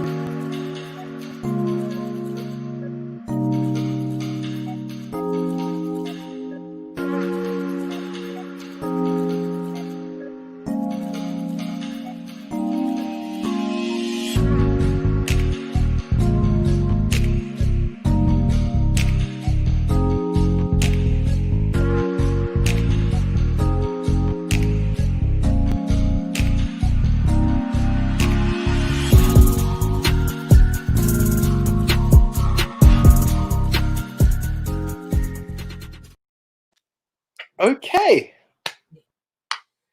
Right, well, Pam, I will take over, push you aside if you don't mind. It's now time for the entertainment corner. Okay, guys, we are going to try and lighten the mood, but still maintain the message that is there. It will be a powerful one. So right now, I'm actually going to be honoured. Pam mentioned this gentleman earlier. I'm going to be honoured to introduce the winner of Poet of the Year 2019 by the UK entertainment industry. He also puts on a poetry show, the Poetry Jam, and he's a excellent spoken word artist who we had at the Tamaro Soiree. Can I welcome, please, Mr. Terrell Lewis? How you doing, sir? How are things? Nice to see you again. Oh, thank you guys for having me on the show, man. Much appreciated. Things are, we are in unprecedented times at this precise moment, but you know, all we can do is just be as productive as possible, and you know, whatever way we can affect change as individuals, I would definitely encourage everybody to, you know, play their part in making those positive changes. Yeah, for sure. So, I mean, talking of that, just in the previous segment, which I believe you were listening to, we were talking about the artistic form. We will go back in your career, but considering like the madness that we're in at the moment, the artistic form, someone as yourself, how do you believe the message can be passed through from poets as yourself and other people in the artistic industry? Well, just in regards to myself, as a spoken word artist, the message can be, it's a lot more, not that rap and other genres of music are not receptive, but in my personal opinion, I would say spoken word and poetry is a little bit more receptive in comparison to the other genres of music. Myself personally, you know, the impacts of the messages that I have put out there in a short space of time that I have been on the scene has been absolutely phenomenal. So, you know, when I am writing, a lot of the work that I do produce and put out there is it's to empower. It's all about empowerment. And even currently, as we stand at this precise moment, I am working on a collaborative piece with a few other poets. Because basically, at the moment, all I'm seeing is on social media is there's a lot of anger from the people. There's a lot of upset. There's a lot of hate, and which I can obviously appreciate that. But we need to kind of see a little bit of positive imagery and some positive representation. So I'm just going to inject just a little bit of love with this next visual that I'm currently working on with a selected few of poets as well. No, brilliant. That is fantastic. And I believe again, it's been noted, so it's not my belief, it's actually out there, that these are trying times, whether it be COVID, whether it be the whole Black Lives Matter, that in this current situation, people are mentally being challenged, and sources such as yourself and the other poets coming together to provide that form of entertainment and a break from this new normal or this unnormal situation that we're in really helps to encourage people in a way and give them hope. Yeah, you know, no, definitely. And as I said, we were so unprepared for this, even myself, you know. And definitely what I've learned being in this situation is mental stimulation, productivity, obviously using this time to reevaluate things that I would consider at a time to be priority, and really evaluate what are the essential things that I need to do. And that's what I definitely encourage everybody else to be doing as well. So for me personally, as a creative, and I've obviously had the benefit of going on furlough as well, so I've had more time to obviously dedicate to my craft as well. So with that being said, I've been using this time to just really home in on, you know, what I want after this, because the facts of the matter are, this is not forever. And as you can see, we are coming out of it. The government are easing, you know, the restrictions of COVID, etc. So the question that we should ask ourselves are, where were we when we started, and where do we want to be when this is over? Because this is definitely going to be over. So that's how I looked at it. I looked at it as an opportunity to execute certain plans and ideas, because we are always saying that we don't have enough time. Well, with the powers that be, they're like, all right, cool. You look, got all this time now. Let's see what you want to do with it. But then, as you know, human nature, we're still complaining now that we've got too much time. We don't know what to do with it. So we just don't know how to win. You know, so just try to be as productive as you can. Put down your phones. I had to come off social media. I took a week off, and that week that I took off social media allowed me to just recharge my batteries, because it's mentally draining as well.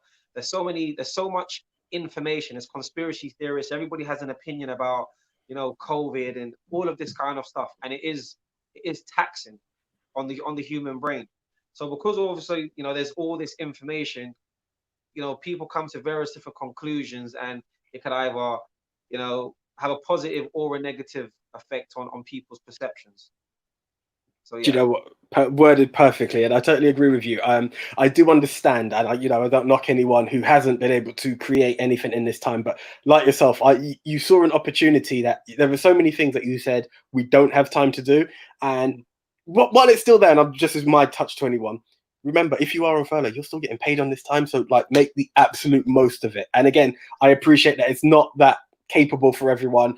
You don't have to find a goal. Just if you are looking for that time, this is that small last nudge from the two of us on that one. So no, really appreciate that and agree with that. So we're talking of that.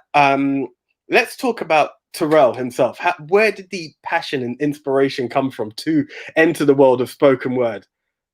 Oh God, you know what? It's just one of those things where it just happened. But my mum's a writer, so yeah. So my mum's a writer, but I wasn't really interested in writing. So what happened was, so obviously originally I'm from London, but I left London in 2015. I left London 2015, and I moved down to the South Coast, in Portsmouth area. Okay.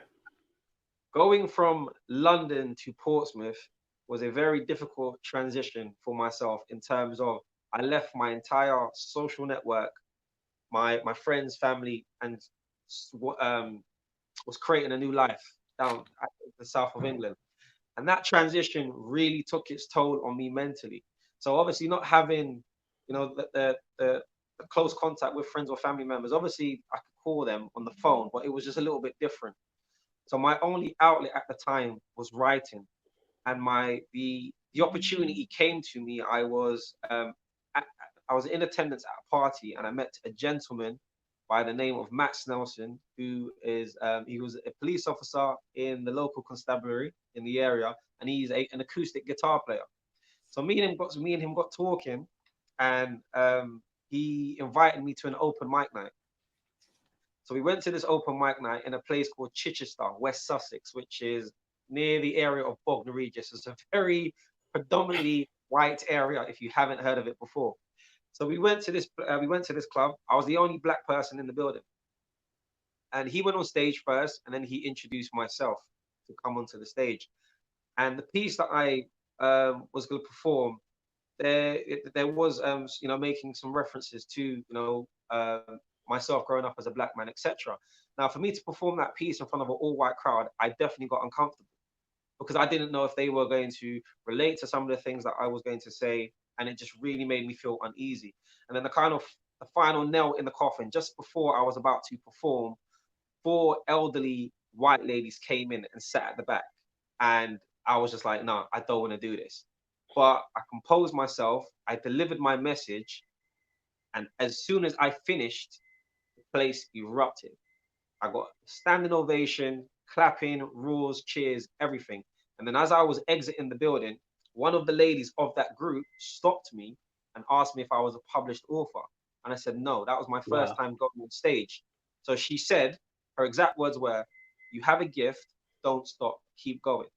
So from that moment there, I was like, all right, let me roll with this for a little bit more. So I started to do more open mic nights, perfect my stage presence, more writing, write more material, and you know, like a year and a bit later, here I am. No, fantastic. And you've been doing such great works with that you've even started your own poetry shows actually in the UK. How's that been going for yourself? Yeah, so that's good. So myself and a good friend of mine, Kojo Anim, Kojo the comedian. Yeah, so he's the producer of the show. So me and him created the Poetry Jam, because he's a massive fan of poetry as well. And that platform is obviously just, what we wanted to do is, we want to give people a positive experience into poetry, because a lot of people still don't really understand poetry and spoken word. Even, you know, even myself, before I came into the game, I had my own perception of what it actually is. So the show that we created, it's a blend of poetry, Shakespeare, hip hop, rap. Nice. It's all of those merged into one. And the selected artists that I have or bring on board deliver it, including myself, in such a way that is so captivating, so engaging, that it appeals and engages all listeners of all ages. So if you haven't been to my show, or if you have been to my show and you look in the crowd, the age ranges anywhere from 18 up until late 60s. Fantastic. Because the stories are so versatile and so eclectic, there's something there that will resonate with each person in that room. And that's and that's what, you know, the show is about, is giving people an experience into spoken word and poetry. Because I do feel that there is a misunderstanding between poetry and the rest of the other you know, like genres of music. Because the facts of the matter is, rap stands for rhythm and poetry. You can't have one without the other. Indeed. I agree. Exactly. But a lot of people just have, you know, their association to poetry as not being cool or not for them, which is absolutely fine. But, you know, come to the show and then make your opinion thereafter. And I'm proud to say that my conversion ratio is very, very high for non-believers. And I suppose that's where the award came last year. You poet of the year. Yeah, so the award, what happened was I didn't even know I was being nominated. So with that, I was at my house and my phone just kept going off. I was getting all of these notifications through. So I picked up my phone and I looked on Instagram and I saw that I got tagged in a post, and it was obviously UK Entertainment Terrell Lewis Best Poet nominee. And for my background, I'm a sports person, so I'm really competitive. I'm a footballer. And before, once I saw that I was nominated, I knew I was going to win. That was it. That was the only thing I had. No, seriously. I like the mentality. That was the only thing that I had in my mind, that I was going to win. I didn't care about my competition. I didn't look at the competition or who I was up against until after I won the award, until on the night of the ceremony. I didn't care.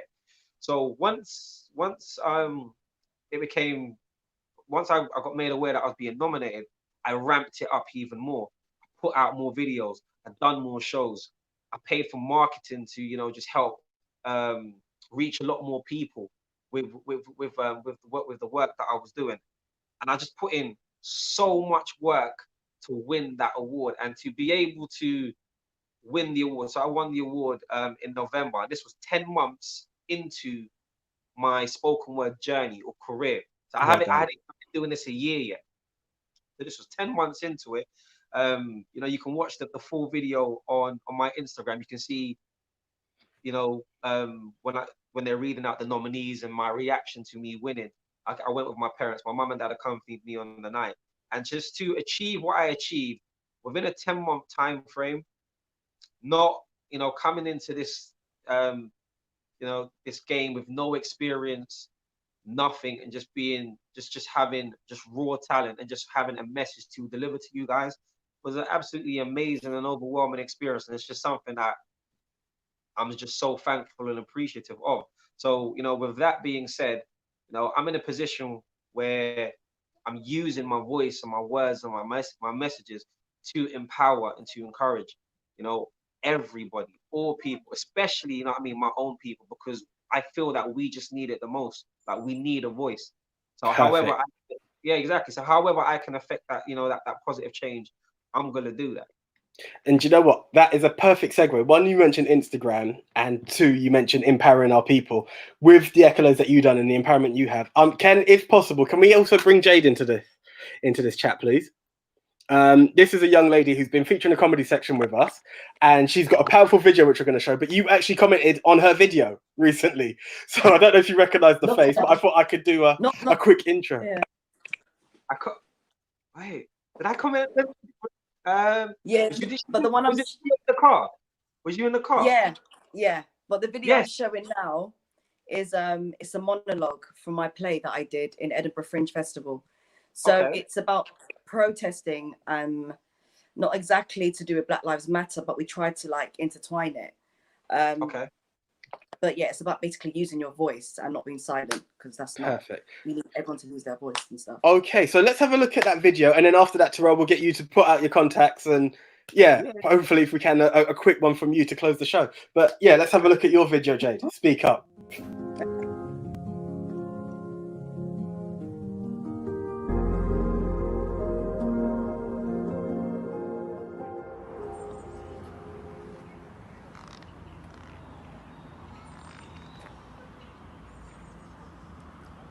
If you want to fight it, then fight. But staying silent, that's the worst possible action. Because that means no action at all. It's weak. Do you understand how lucky you are? You have a voice. You have freedom. Freedom to raise your voice. There's a whole other world out there, with hundreds and thousands of girls with nowhere to go. And it's not that their wings are clipped. They didn't even grow wings to begin with.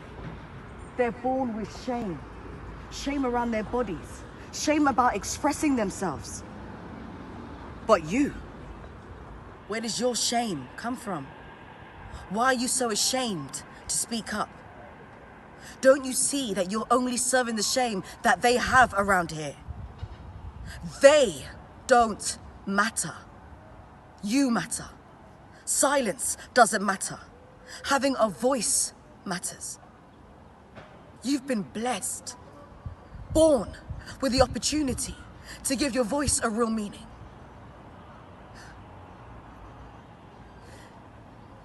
You're just trying to boil the ocean when you could move mountains if you tried.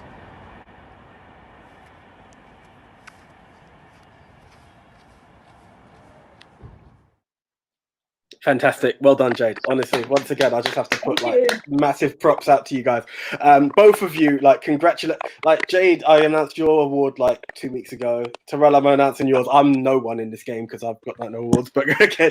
No, big up to both of you. Fantastic. Time is really pressing. Jade, just if you can in a minute, give us how that all came about, and then Terrell, if we can get your contact info, and I'll be saying my goodbyes from there. Yeah. So it's written by Natalie Ann Boyd, who wrote the whole play. I was the character in the play. I was two characters actually, and in that bit in particular, I was saying to a girl, if you want to protest, use your voice. Being silent doesn't help any of the issues. As I was someone who went through, basically it was genital mutilation that my character suffered with. Okay. So basically, use your voice, don't be silent about these issues. And yeah, so she. Oh, we lost you there, Jay. Yeah. Okay. Oh, we got a bit of a rough connection. Terrell, sorry. Can we just also get your contact details for anyone wanting to know how to get onto you? Any Instas, Facebooks, Twitters? Yeah, that's fine. So my Facebook will be Terrell the Poet. So that's TERREL the Poet. Instagram is TY_Terrell, TERRELL. Those are the two main pages that I've got, and all my other details are held in the bio of those pages. Perfect, guys. Thank you very much, Jade. Definitely next week, Terrell, we will be in contact again, and congratulations to you both on your awards. Yeah, time is running. Pam, I'm going to call you back if possible. Sorry, guys, it's been a bit of a rush one, but it's been such a powerful approach. Just love everything that you guys have done. Absolutely amazing. Harold Lewis, wonderful guy, and he did get a standing ovation, didn't he? At the he did indeed. Soiree in 2019, and he's just spoken about all the time he's getting it like that. It's absolutely brilliant, We've got to, and Jade Marie, well, of course, Jade Marie, absolutely brilliant. We've got to give a question out. Come on, Anthony, quick. What town did Terrell perform that first poetry? Where was it? What was the name of the town? You should have paid attention. He mentioned it. Yeah, there you go. That's as much as we can do. At Lifestyle on Ben on Facebook and Lifestyle TV Show. Lifestyle on Ben at hotmail.com. Yeah, .co.uk even better. Yeah. So be sure to enter, and the hamper is all yours. The hamper is all yours, and it's a wonderful hamper. Dalgety teas, wonderful, lots of lovely herbal infusions and what have you. Is absolutely brilliant. Anthony, the time just flies by so quickly. So nothing more to say except for watch us on the Ben TV Sky Channel platform. Yep, 458, and thank you very much to MediaNet Live for providing it to you guys on your Facebook and YouTube on a Sunday evening. Tamara Event Designers, Losses Incorporated, and Getty Teas. That's the one. I want to say stay safe, stay strong, and stay blessed. That's the one. Until next week, folks, I'm out. See ya. We're out. Bye.